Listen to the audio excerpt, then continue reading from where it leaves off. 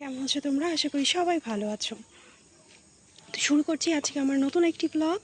থাকছে একটি মরিচ গাছের ভিডিও আজকের ব্লগে।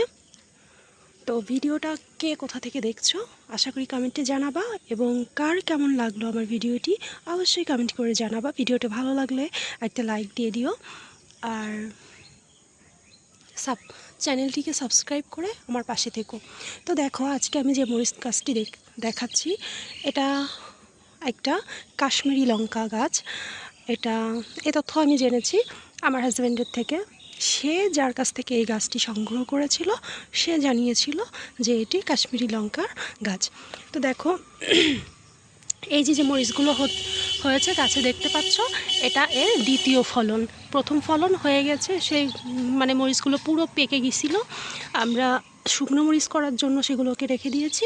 আর দ্বিতীয়বারের ফলন হচ্ছে এটা, যেটা গাছে আছে। দেখো, গাছে ফুলও আছে, সাথে ফলও আছে।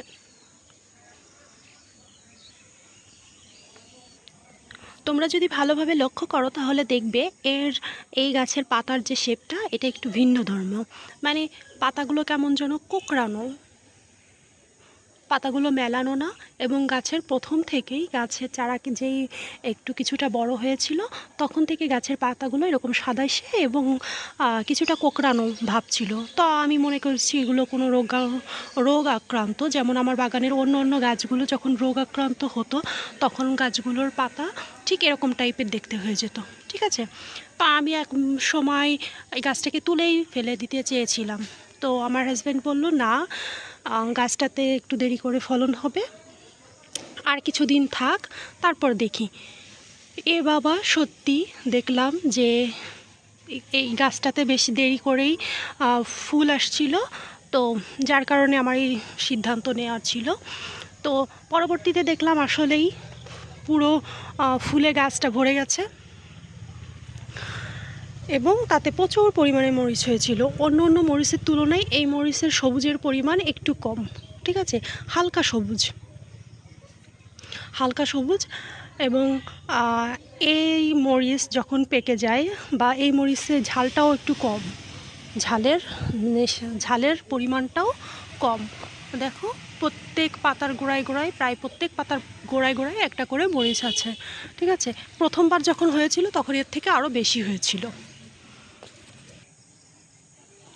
তো এই হচ্ছে আমার আজকের মরিচ গাছটির ব্লগ। তো দেখো, আর যে পাকা মরিচগুলো হয় সেগুলোতে খুবই ঝাল কম। ঠিক আছে, এরকম টাইপেরই হয়, ঝালের পরিমাণ খুবই কম।